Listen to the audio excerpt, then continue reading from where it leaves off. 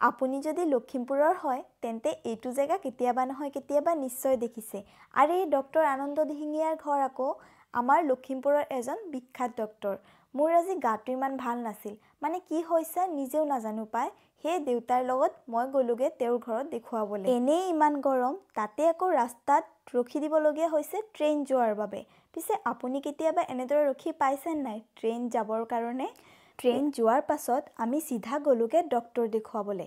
Doctor দেখাই হোৱাৰ পাছত ডক্টৰে দিয়া ঔষধবোৰ আকৌ ফাৰ্মাচীৰ পৰা লৈ ল'লোঁ। তো লৈ হোৱাৰ পাছত আমি চিধা ওলালোঁ ঘৰলৈ বুলি। যেতিয়া ঘৰত আহি আছিলোঁ ৰাস্তাত দেখিলোঁ যে ডাবৰ দোকান, আৰু মোৰ গাটো ইমান দুৰ্বল হৈ আছিল, লগতে আকৌ ইমান গৰম। ডাবৰ দোকান দেখিলে নাখাই কেনেদৰে থাকিম বাৰু। সেইকাৰণে দেউতাক ক'লোঁ যে দেউতা মই আজি ডাব খাম।